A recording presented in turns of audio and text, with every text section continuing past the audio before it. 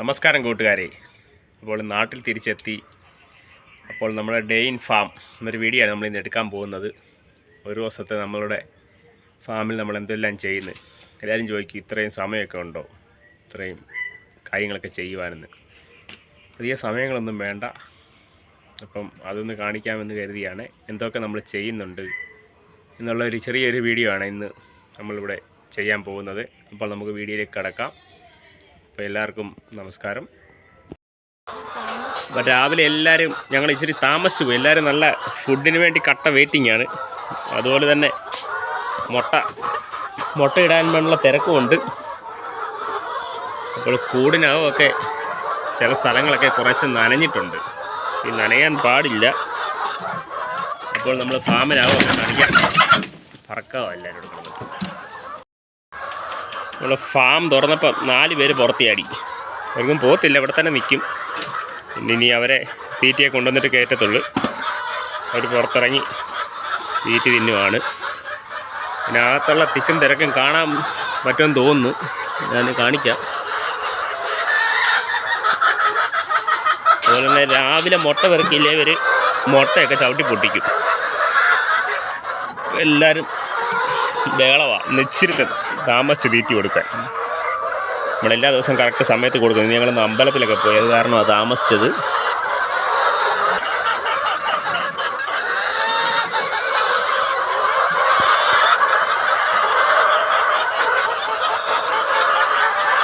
എന്തോ അടി ഇതോ പറയാനുള്ള പറ.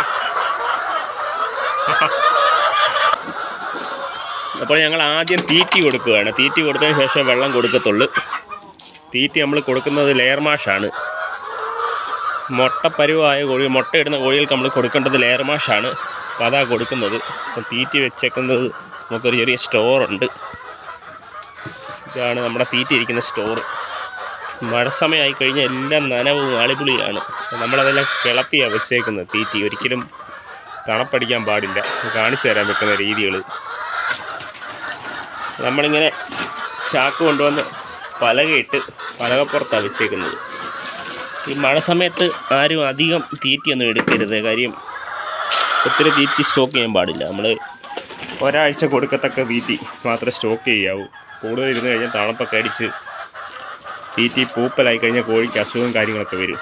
നമ്മൾ ഈ തീറ്റി വെച്ചേക്കുന്ന പലകയിട്ട് ഇങ്ങനെ പുറത്ത് വെക്കും. അപ്പോൾ തണുപ്പടിക്കത്തില്ല. താഴേന്ന് ഈർപ്പം ചാക്കെ പിടിച്ചു കഴിഞ്ഞാൽ അതൊക്കെ തീറ്റി ഈർപ്പം വലിച്ച് മുകളിലോട്ട് പോയി കഴിഞ്ഞാൽ തീറ്റിക്ക് നനവായി കഴിഞ്ഞാൽ പിന്നെ പൂപ്പൽ പിടിക്കാൻ സാധ്യതയുണ്ട്.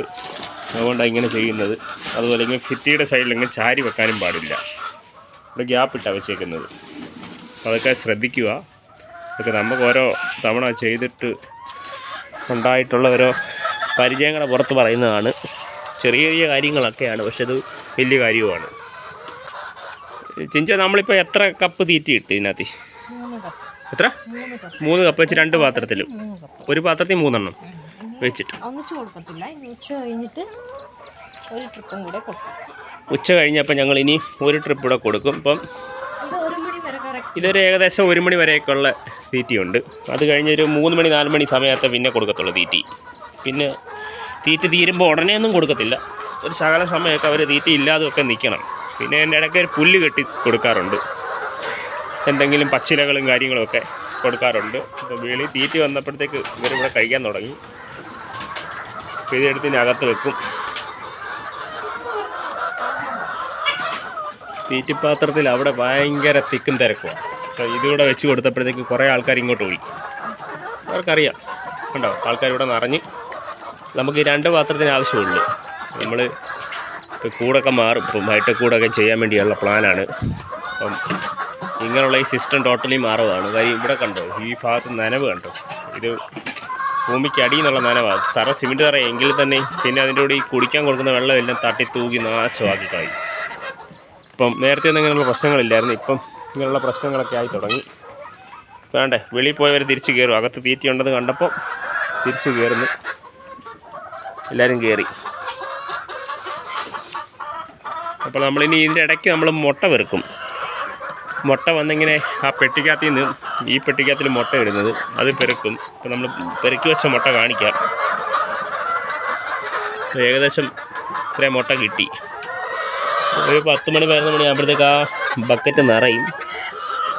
പിന്നെ ഒരു 1 മണി ആകുമ്പോഴത്തേക്ക് വീണ്ടും ഒരു ബക്കറ്റ് കൂടെ കിട്ടും. അങ്ങനെ 2 ബക്കറ്റോളം ഏകദേശം മുട്ട നമുക്കൊരു 10, 80, 85, 90 മുട്ടയൊക്കെ ആവറേജ് ഇത്രയും മുട്ട നമുക്ക് കിട്ടുന്നുണ്ട്. ഈ വെള്ളം കൊടുക്കണം. ഞാൻ ഈ വീഡിയോ എടുക്കുന്ന കാരണം വെള്ളം എടുക്കാൻ അവളാണ് പോയിക്കുന്നത്. ഒരാൾ വേണ്ടേ ഇവിടെ കറങ്ങി കിടക്കുക. ഞാൻ ഇവിടുത്തെ എല്ലാവരും കയറിയെന്ന് ഇവിടുന്ന് പോച്ചയൊക്കെ തിന്ന് നമ്മുടെ വാഴയൊക്കെ ചകഞ്ഞ് നാശമാക്കും. അതുകൊണ്ട് വെളി വിടാത്തേ. രാവിലെ നമ്മുടെ പ്ലാവിൽ ഒരു ചക്ക പഴുത്ത് നിൽക്കുമായിരുന്നു. രാവിലെ തന്നെ കിളി വന്നടിച്ച്. അപ്പോൾ ഇനി അത് ഞങ്ങൾ പറിക്കുന്നില്ല. കാര്യം കിളികൾ കഴിച്ചോട്ടെന്ന് വിചാരിച്ചു. അതുമല്ല ഇപ്പം നിപ്പ പ്രശ്നമൊക്കെ പലയിടത്തും തുടങ്ങിയതുകൊണ്ട് ഇനി കിളി കഴിച്ചതിൻ്റെ ബാക്കി നമ്മൾ കഴിക്കുന്നില്ല. അത് പറിക്കുന്നുമില്ല. അതവിടെ നിൽക്കട്ടെ, കിളികളും കഴിക്കട്ടെ. അവർക്കൂടെ അവകാശപ്പെട്ടതല്ലയോ. മുമ്പ് ഞാൻ പറഞ്ഞിട്ടുണ്ട് നമ്മുടെ കോഴി വളർത്തൽ നമുക്കുള്ള ബോണസ്. നമ്മൾ വലിയ കൃഷിക്കാരൊന്നുമല്ല, പക്ഷേ നമ്മൾ ആദ്യം തൊട്ട് പറയുന്നുണ്ട് കോഴി വളത്തിൻ്റെ സംഭവം. ഇത് നല്ല സ്ട്രോങ് ആണ്, ഇത് ചെയ്താൽ നല്ലതാണെന്നൊക്കെ എല്ലാവരോടും പറയുന്നുണ്ട്. ഇപ്പം പലരും പല കമൻറ്റ് വിട്ടു. നമ്മുടെ വാഴയാണിത്, ഏത്തവാഴയാണ്. ഇതിൻ്റെ പിണ്ടിയുടെ കനം കണ്ടാലൊക്കെ നിങ്ങൾക്ക് മനസ്സിലാവും. വീഡിയോയിൽ എത്രമാത്രം ഇതാവുമെന്നറിയില്ല.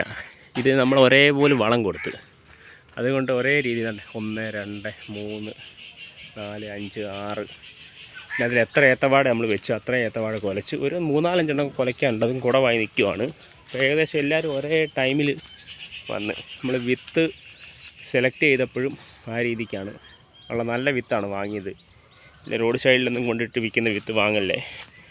നല്ല നേഴ്സറിയിൽ തന്നെ പോയിട്ട് വിത്ത് വാങ്ങണം. അത് നമ്മൾ ഒറ്റ വിത്ത് നമുക്ക് നഷ്ടപ്പെട്ടില്ല. വാങ്ങിയ വിത്തുകളെല്ലാം കറക്റ്റ്. പക്ഷെ നമ്മൾ പറഞ്ഞു വരുന്നത് നമ്മുടെ കോഴിവളം വിട്ടാണ് നമ്മൾ ഈ വാഴയ്ക്ക് മെയിൻ വളം കൊടുത്ത കോഴിവളമാണ്. അതുകൊണ്ട് വാഴയ്ക്ക് നല്ല വളർച്ചയും കിട്ടി, കരുത്തും കിട്ടി. ഒരു 2-3 തവണ ഇതിനകത്ത് വെള്ളം കയറി ഇറങ്ങി. നമ്മളിവിടെ ഇച്ചിരി താഴ്ന്ന പ്രദേശമാണ്. ഇവിടെ കുറച്ചൊക്കെ മണ്ണ് ഫില്ല് ചെയ്യാനുള്ള സ്ഥലമാണ്. ഇപ്പം വെള്ളം കയറി ഇറങ്ങിയെങ്കിലും പക്ഷേ പ്രശ്നങ്ങളൊന്നും ഉണ്ടായില്ല. വേരൊന്നും അഴുകിപ്പോവോ വാഴയ്ക്ക് മറ്റ് പ്രശ്നങ്ങളൊന്നും ഉണ്ടായില്ല.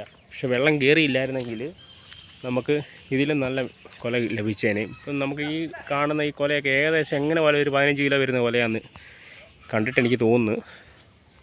മോശമൊന്നുമല്ല. വാഴയ്ക്ക് നല്ല കരുത്ത് വേണം. വാഴയ്ക്ക് നല്ല വളർച്ചയും കരുത്തും ഉണ്ടെങ്കിൽ മാത്രമേ നല്ല കൊല കിട്ടത്തുള്ളൂ. നമ്മൾ ഈ കോഴി വളർത്തുന്നവർ കോഴി വേസ്റ്റ് അതുകൂടെ യൂസ് ചെയ്ത് കഴിഞ്ഞാൽ നമുക്ക് കൃഷിയും കാര്യങ്ങളൊക്കെ ചെയ്യാം. നമുക്ക് നല്ല ആദായം അങ്ങനെ കിട്ടും. അതൊക്കെ ശ്രദ്ധിക്കുക. നമ്മൾ വൈറ്റമിൻ സപ്ലിമെൻറ്റ് ആഡ് ചെയ്യുന്ന വീഡിയോ നമ്മൾ നേരത്തെ ചെയ്തിട്ടുണ്ട്. ഇപ്പോൾ ജസ്റ്റ് അത് കാണിക്കുന്നേ ഉള്ളൂ. അതിനെപ്പറ്റിയൊന്നും വിശദമായിട്ട് പറയുന്നില്ല. കാര്യം അതിനെപ്പറ്റിയൊക്കെ അറിയണമെന്നുണ്ടെങ്കിൽ നമ്മുടെ വീഡിയോയിൽ പോയി കാണുക.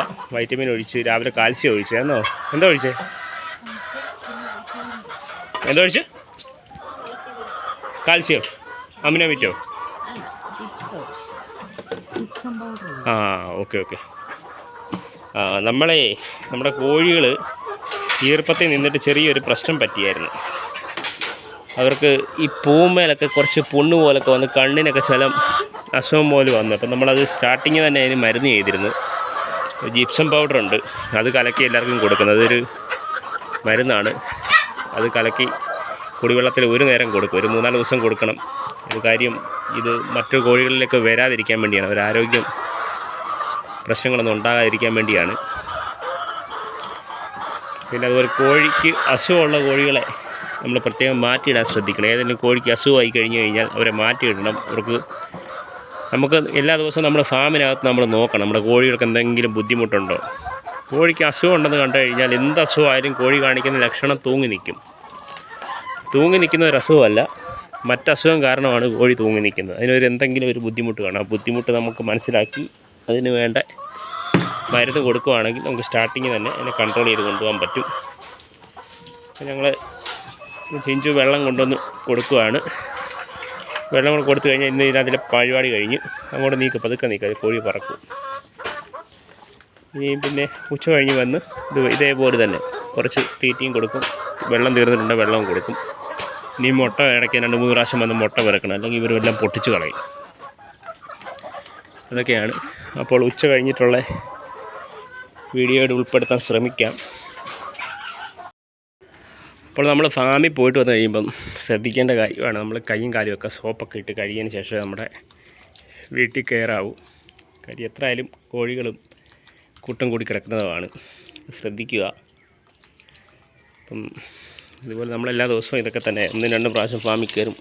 അപ്പോൾ വന്ന് പൈപ്പിൻ്റെ അടുത്ത് വന്ന് നമ്മുടെ കാലും കൈയൊക്കെ കഴുകി വൃത്തിയായതിന് ശേഷമേ നമ്മൾ വീട്ടിലോട്ട് കയറാറുള്ളൂ. അതുപോലെ ഫാമിൽ എന്തെങ്കിലും അല്ലാതെയുള്ള പണികൾ ചെയ്യുവാണെങ്കിൽ നമ്മൾ തീർച്ചയായും കുളിക്കുക. അപ്പോൾ ഇതൊക്കെയാണ് നമ്മുടെ പരിസരങ്ങൾ. നമ്മുടെ വീട്ടിൽ നിന്ന് ഞാനിപ്പം വീഡിയോ എടുക്കുന്നത്. വീട്ടിൽ നിന്ന് ഇത് റോഡിനപ്പുറത്ത് ആ കാണുന്നതാണ് നമ്മുടെ ഫാം. ഈ കാണുന്നത് നമ്മുടെ ഫാമാണ്. അപ്പോൾ നമ്മൾ ഫാമിൻ്റെ കോഴിക്കോട് നമ്മൾ ഈ റോഡിൻ്റെ സൈഡാണ്. നമ്മളിവിടുന്ന് അങ്ങോട്ട് ഒത്തിരി മാറ്റി ഒരു 10-30 മീറ്റർ മാറ്റി അപ്പുറത്തോട്ട് വെക്കാൻ വേണ്ടിയാണ് പുതിയ കൂട്. മറ്റ് സ്മെല്ലോ കാര്യങ്ങളോ ഒന്നുമില്ല. നമ്മൾ ആ രീതിയിലാണ് മെയിൻറ്റെയിൻ ചെയ്യുന്നത്. അപ്പം ഇതൊക്കെ തന്നെ.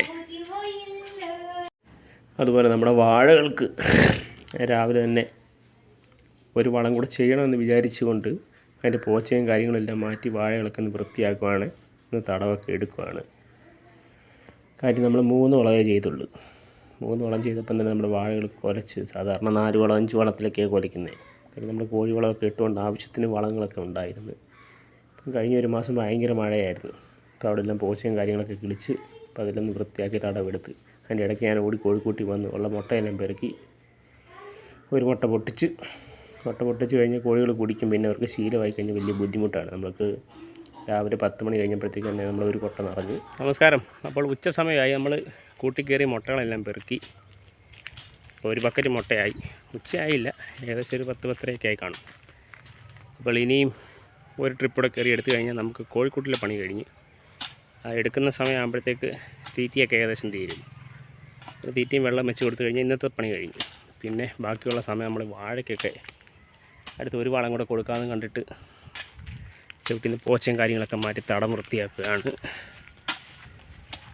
ഞാനും ഞങ്ങൾ 2 പേരും കൂടെ ചെയ്യുന്നത്. അതുപോലെ വൈകിട്ട് സമയമായി. ഞാൻ ഉച്ചയ്ക്കൊക്കെ കിടന്നുറങ്ങി. ഉച്ചവരെ ഫാമിൽ പണി ചെയ്തുള്ളൂ. കിടന്നുറങ്ങി ഫുഡൊക്കെ കഴിച്ച് ഉറങ്ങി എഴുന്നേറ്റ് ഫാമിൽ വന്ന് ബാലൻസുള്ള മുട്ടയെല്ലാം പെറുക്കി തീറ്റയും വെള്ളം കൊടുത്തു കഴിഞ്ഞാൽ ഇന്നത്തെ പരിപാടി കഴിഞ്ഞ് രാത്രി ഏകദേശം ഒരു 10 മണി കഴിക്കത്തക്ക രീതിയിലുള്ള ഫുഡ് നമ്മൾ കോഴിക്കുട്ടി വെക്കും, ലൈറ്റിട്ട് കൊടുക്കും. ഇതിപ്പം വെള്ളം കൊടുക്കുകയാണ്, അതിനകത്ത് അമിനോവിറ്റാണ് ആഡ് ചെയ്തത്.